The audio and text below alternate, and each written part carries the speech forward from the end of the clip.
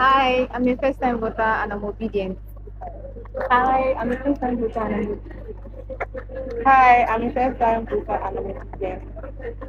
Hi, I'm a first time voter and I'm obedient.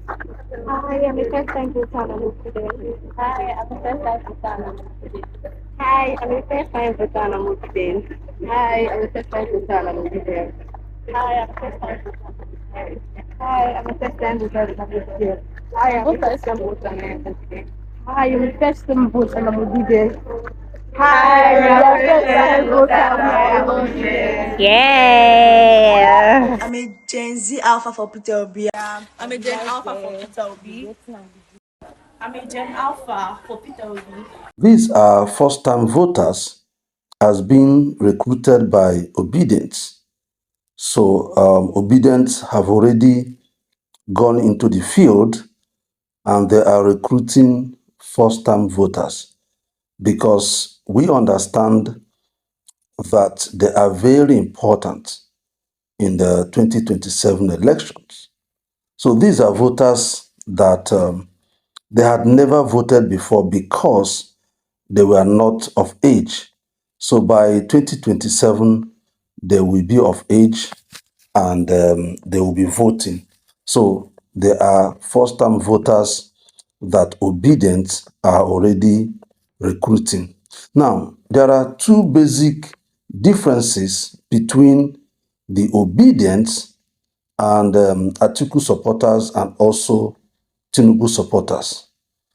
Number one, the Obedience don't wait for mobilization before we go into action. So most times we use our resources, we use our time, and we use our energy to go to do the work. So we put in the work. We don't even wait for any money from anybody or any mobilization from anybody. We just go in and begin to do the work. And this is completely different from Atiku and Tinubu supporters. They normally wait for funding, they normally wait for mobilization. So, and this is a very great difference.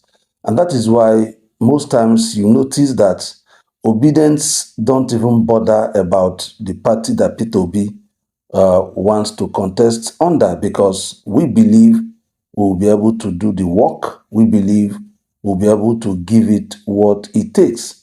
And that is why that the others, they are always about party because they know that they will not be able to do the work. So that is number one. The number two is that Atiku supporters are always fixated on party nomination. That is why if you look at this ADC, they are carrying it on their head. They are just everywhere on social media pushing for Atiku's candidacy. But Obedience are not even so much keen about the candidacy. And the reason being that for us, any party P2B wants to contest, we will give it all that it takes. Yes, we want him to get the ADC ticket. It will be nice, it will be lovely, so that whatever effort we are bringing in, then they will use the party structure to be able to back it up. So yes, we agree to the importance of ADC. But when you watch us and the articulators, you notice that they are actually so much keen about getting that ticket because they know that without a big party that they are nothing.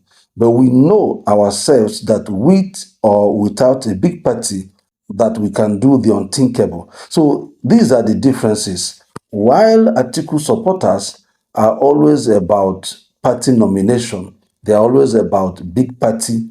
We Obedience, party nomination is not necessarily any much issue for us. But like I said, that is not to say that we wouldn't want to get the ADC ticket. But for us, whether we get it or we don't get it, we move ahead and we enter any party and we give it the work that it requires. So these two things are the differences. Of course, you can even see it that we are already mobilizing voters. We're already in the field mobilizing voters. That shows you that for us, we are ready to always put in the work, which is what is needed.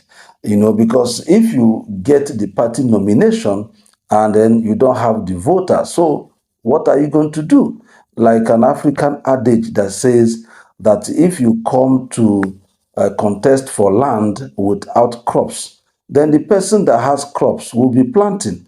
So if you are contesting for party nomination without the voters, okay, so after you get nomination, then come and see the voters. So you see the point that I am making here. So these are the differences. And this brings me to the issue of the 2027 and then these new voters that Obidients are already recruiting. Now, these voters will be part of those that will shape the 2027 elections because Nigeria is filled with mostly young people. And then these voters that had never voted before, they will be part of those young people that will shape the 2027 elections. So it is nice that we are already going out for them and that we are already pushing for them to become obedient. And I use this opportunity to also talk about the voter registration that will soon start in this August. So I will encourage all of us to be part of that voter registration.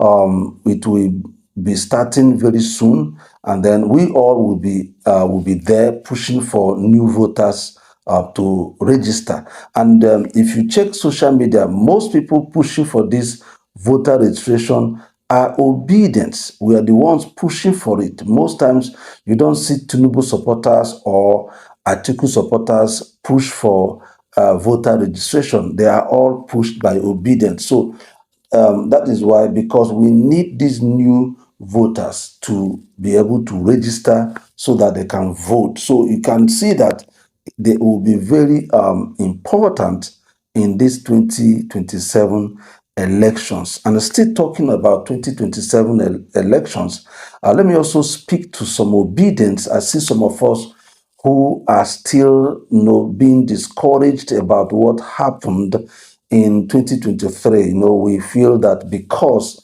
of what happened, because of the rigging, some people are still thinking of, will our votes count? Now, let me be clear. Our leaders have come out openly and they have acknowledged that we made mistakes. So I keep trying to explain these things to us. And what was the major mistake that we made in 2023? We trusted INEC too much. And they have said that, look, 2027, they are going to correct it. So forget about what happened in 2023. Let's pick courage, let's pick the momentum, and let's go again. They have promised us that they are going to correct the mistakes. Thank you so much. And remember, a new Nigeria is possible.